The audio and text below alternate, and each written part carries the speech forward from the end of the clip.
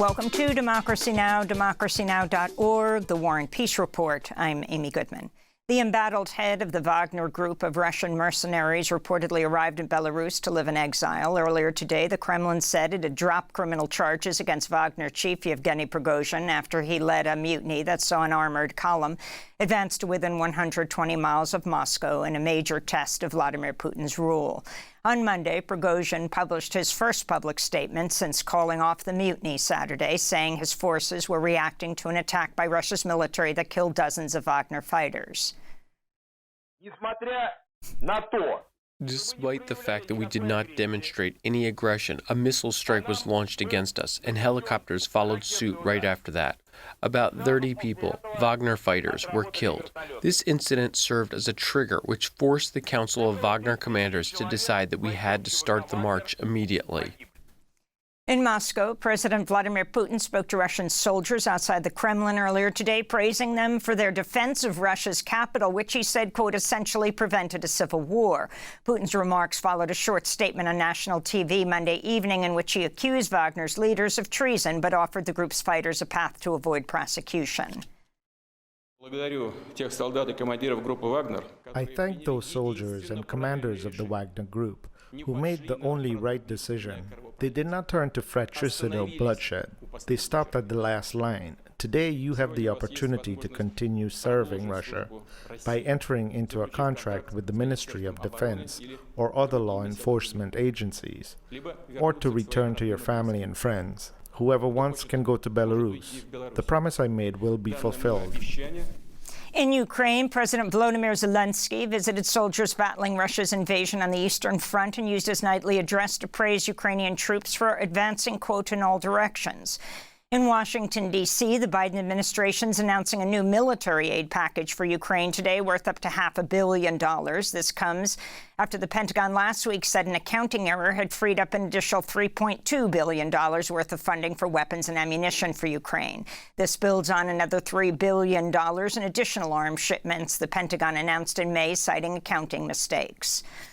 The commander of Sudan's paramilitary Rapid Support Forces has announced a 48-hour unilateral ceasefire for the Muslim festival of Eid al-Adha. The declaration came as the United Nations Children Fund, UNICEF, warned more than 100,000 children fleeing violence in Sudan face new dangers amidst a desperate situation in refugee camps in neighboring Chad. UNICEF warned essential services such as water, shelter, health, and education remain extremely limited for the more than 140,000 Sudanese refugees and 34,000 Chadian returnees who've crossed the border since fighting erupted in April between the rival factions of Sudan's military junta. Many of the refugees are injured or lost loved ones as they fled rapidly rising levels of violence in Sudan. In the occupied West Bank, a mob of armed Israeli settlers stormed the village of Safa over the weekend, firing bullets at residents and setting fire to homes and vehicles. Several people were injured. This is Mohammed Radi, a Palestinian journalist who was shot at by an Israeli settler as he filmed the attack. We arrived in Safa. There were dozens of settlers. They fired at the village. The moment one of the settlers saw us filming, he shot in our direction. 2 of the bullets went into the camera. Then the camera blew up from the shooting. Thank God we are safe.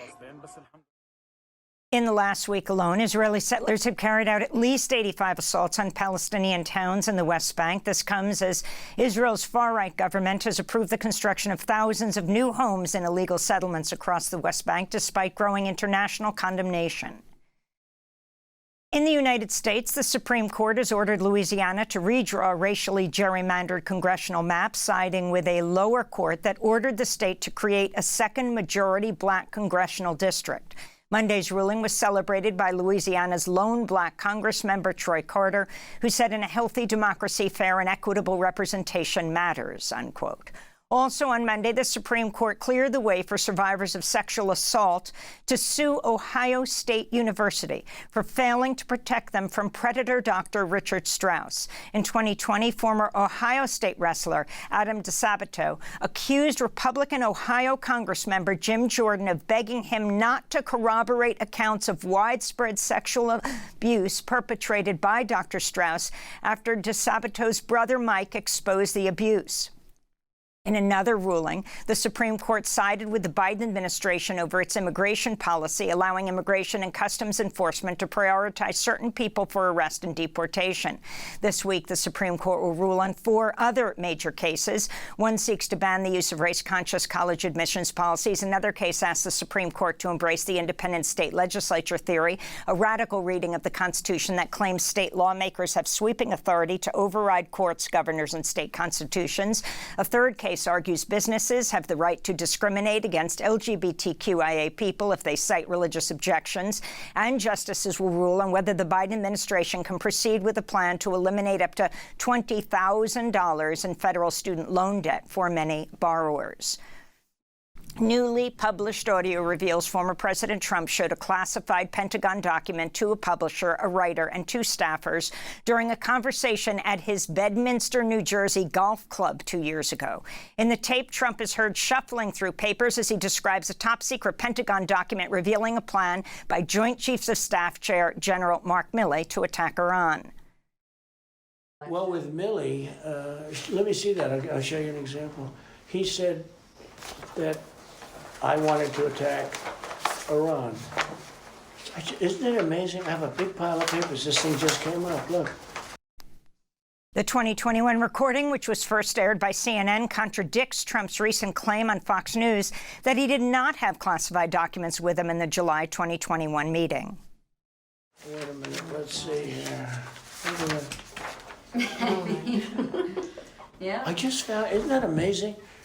This totally wins my case, you know. Mm-hmm. Except it is like highly confidential, secret. This is secret information. But look. Trump faces 31 counts of violating the Espionage Act through the willful retention of classified records. He also faces 6 counts, including obstruction of justice and false statements, at a federal trial in Miami scheduled for August 14th. We'll have more on this story later in the broadcast. In Pennsylvania, a federal court in Pittsburgh has begun the penalty phase of the trial of the man who shot and killed 11 Jewish worshipers at the Tree of Life Synagogue in 2018. Last week, a federal jury found the gunman guilty of all 63 federal charges. Jurors will now decide whether he should be sent to death row in a federal prison in Indiana. Joe Biden campaigned on abolishing the federal death penalty during his 2020 presidential campaign, and the Justice Department has instituted a moratorium on federal executions, but the administration has continued to seek the death sentence in some cases. In Colorado, a shooter who killed 5 people and injured more than a dozen others at an LGBTQIA nightclub last November has been sentenced to more than 2,000 years in prison. Monday's sentencing came after the shooter pleaded guilty to 5 counts of first-degree murder and 46 counts of attempted murder at Club Q. In Florida's Broward County, jury deliberations have begun in a criminal case against Scott Peterson, a former police officer who's accused of child neglect and other charges for failing to confront the gunman who killed 17 people and wounded 17 others at Marjorie Stoneman Douglas High School on Valentine's Day in Parkland, Florida, 2018. It's believed to be the first time a U.S. police officer has faced criminal charges for inaction at a school shooting. This is prosecutor Kristen Gomes speaking in closing arguments Monday. He was trained and he was armed. And when the moment came and he was called upon to act, he made a choice.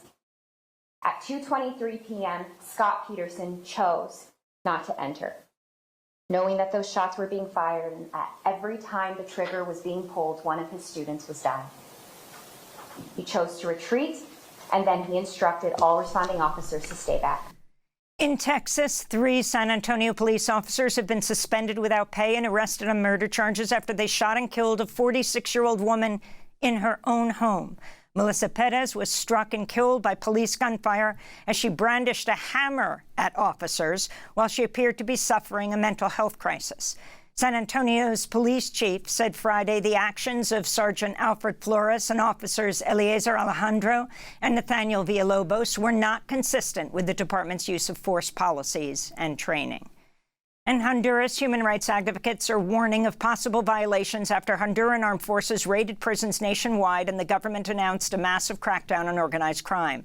The operation drew comparisons with neighboring El Salvador as photos emerged of prisoners wearing nothing but underwear, sitting in rows with their heads down and hands around the back of their necks, while armed soldiers in riot gear watched over them.